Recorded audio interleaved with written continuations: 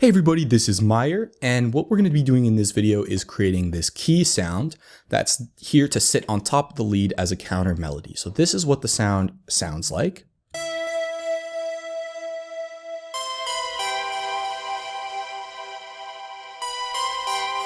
This is without the sidechain compressor. And let's hear it with the rest of the stuff.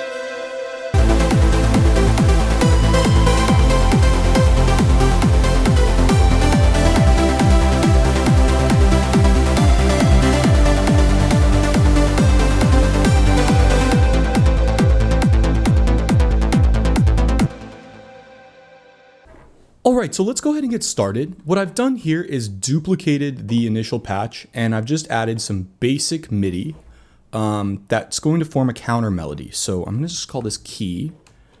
Most of the time when you see these types of sounds in synths under preset packs and stuff, they're under key. So I'm just going to call this key, and what this is really is just kind of for like a counter melody. So let me just find a color for this. I like all my melodic stuff being kind of like pinkish. That works. Yeah, and I'm just gonna move this over here, maybe right under the lead. So this isn't gonna win any awards or anything like that. Just the initial patch. What it is it's just a set of MIDI that's going to sit underneath the main lead, and this is what it sounds like. You got to play it with the lead, otherwise it's not gonna make any sense. But it's just kind of playing. You can see the notes that it's playing and the notes that the lead is playing. So this is what it sounds like.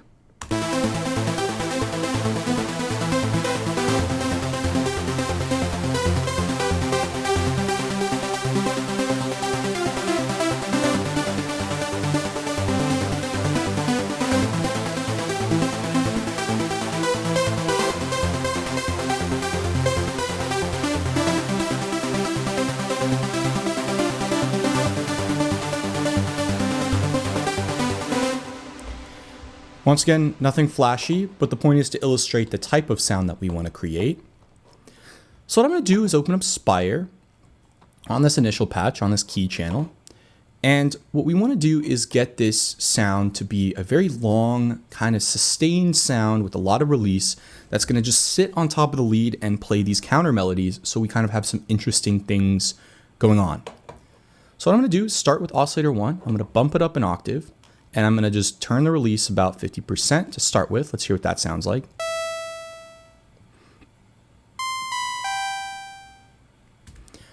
Sounding not bad. Let's turn the cutoff down, and we're going to use envelope 3 as our filter envelope, which it's mapped to by default.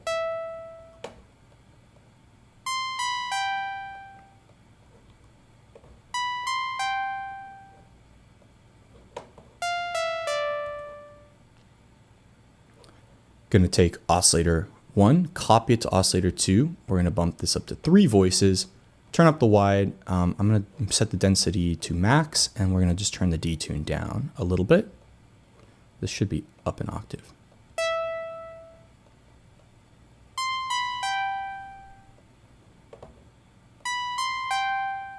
And I'm just bumping the fine down a hair so that it's not interfering too much with oscillator 1.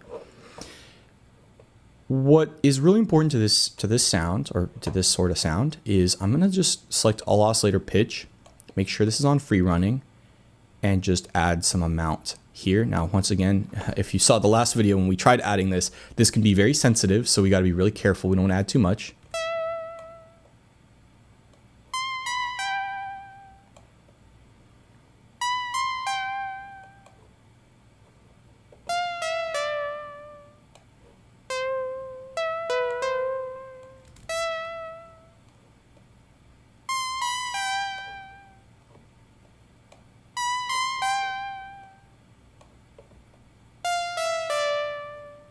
And what can help is adding a little bit of fade in. So if you click and drag, what this will mean is that the oscillator is at this, and I'm going to set this to a sine wave by clicking on the waveform.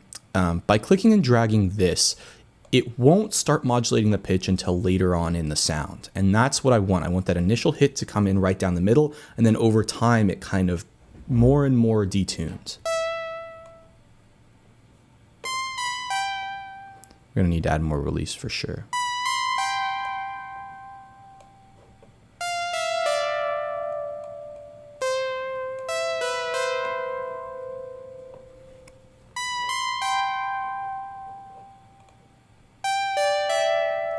And what I'm going to do with oscillator 1 is move this Control A so we can blend between a square and a saw wave. And I want to just kind of make this sound a little bit more hollow sounding, which is what that square wave is going to do.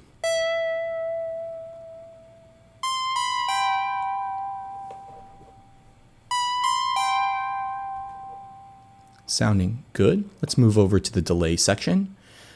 I'm going to start this with a 1/8 by 1/8 ping pong delay. Once again, I want to give this a lot of movement and push this out to the sides. And because we're not playing that many notes all the time, we can afford to have a long feedback to really let the tail of the sound just kind of, I guess, tail off. We kind of want that delay tail is what I'm trying to say.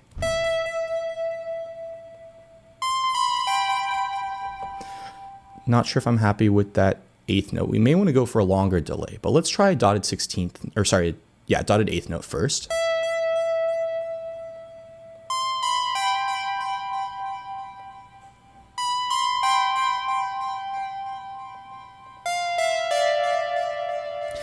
And this time what I'm doing with the colors, I'm moving this to the left because I don't want the delays to be as bright. I want it to sound like the sound is kind of dying off and moving farther and farther away as the delays hit.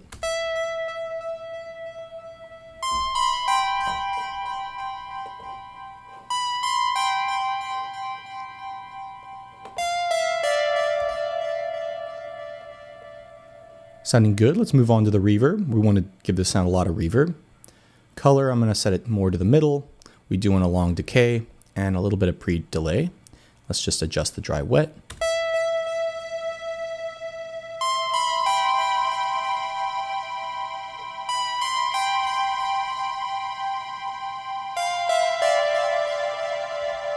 That delay really adds a lot. Now I can start hearing this sound come together the way I want it to. That's sounding pretty good. What I'm going to do with oscillator 3, and this is, I'm not sure if I want to do this, but I want this to kind of be a sub oscillator. So I'm going to keep this at octave 0 and just add a little bit of phase so that it's phase locked. And I'm going to try bringing this in to see if it sounds good just with this lower octave bolstering the sound up. And we may or may not add this. Yeah, I like that because without it, just kind of gives it a little bit more body.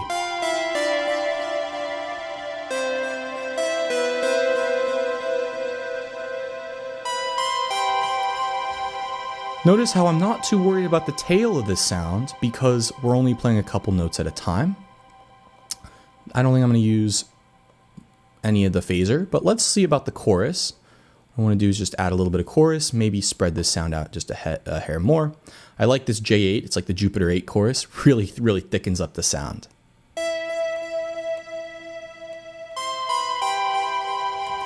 And what I like about this is it's helping the sound not just sound like a pluck with a long release. It really is fattening up the sound, but we still have that initial decay with the cutoff. And really the difference between this and the pluck, because it's very similar to a pluck, is literally how long this decay is, and then we have release on both the amplitude and the filter. That's a little too much.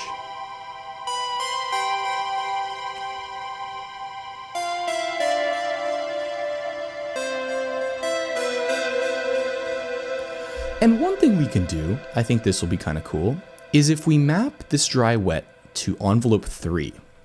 What we can do here is we can negatively modulate the chorus dry wet. So what this will mean is when this envelope first hits, it'll close the delay so we get that transient, and then over time as it's closing the filter, it's also going to increase the chorus amount, which is going to push the sound to the sides as the sound gets, I guess, longer and longer. So let's hear what this sounds like.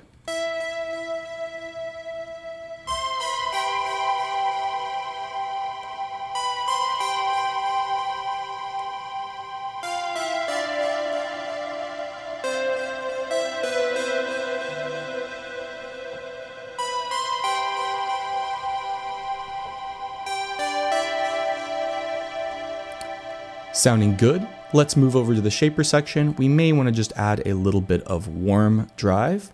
So I'm just gonna keep this on, actually, yeah, I'm gonna keep this on the warm mode. We're gonna add a little bit of dry and just try adding the dry wet and to see what this sounds like.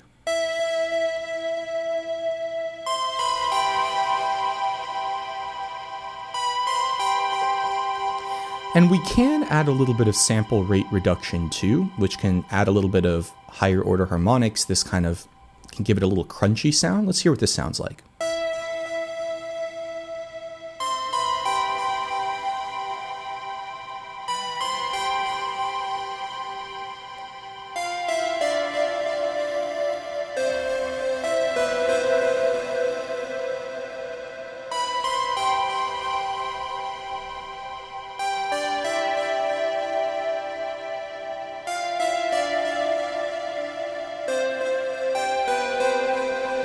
I like that. It just adds a little bit of dirt, a little bit of grit to the sound. Moving on to this EQ section, first thing I'm going to do is try triggering the multiband compressor here, the X comp.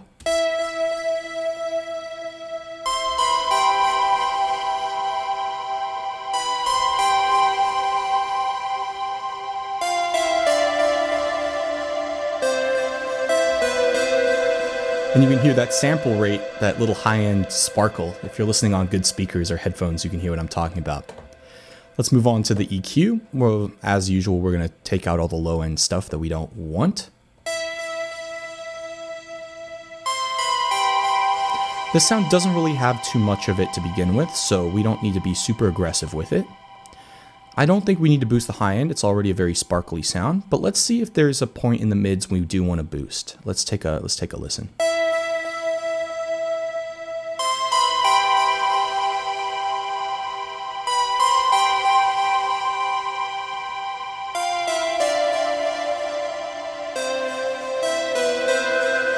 There's a little resonant peak that I'm hearing, and I'm actually going to scoop this out because it's kind of a little harsh to me.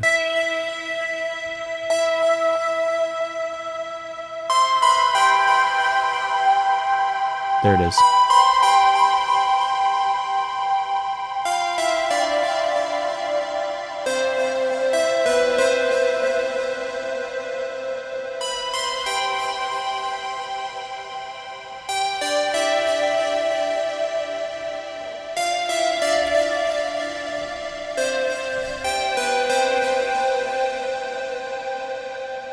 Cool, let's try mixing this in with the lead. So I'm gonna start by just bringing this all the way down and we're gonna just try mixing it in.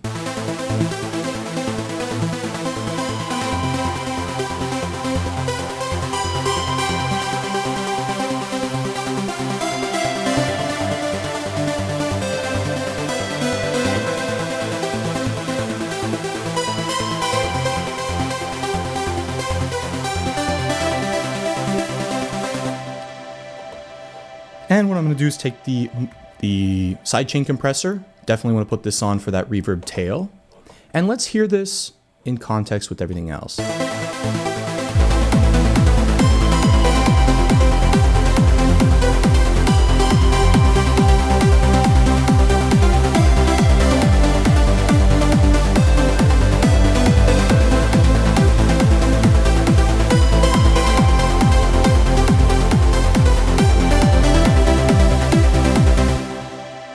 That's sounding good. The best thing to do, I think if you were to use this in a song, I'm going to select this and commit Command I on Mac, which in live, what this will do is create a insert time. And what I think we would typically do is not use this for the first section. So when we first play the drop, if this was like the main section of our song, we play this.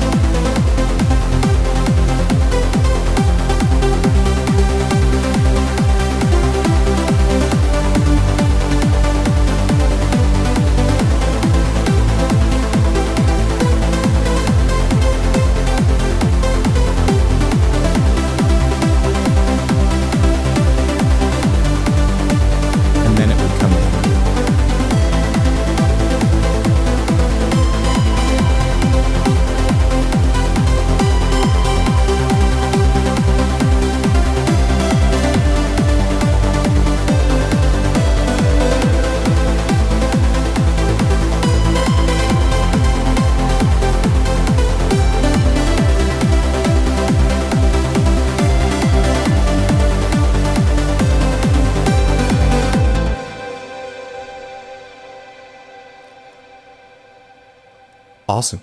Thank you guys so much for watching. In the next video, we'll add an acid to the sound, or to this project. See you in the next video.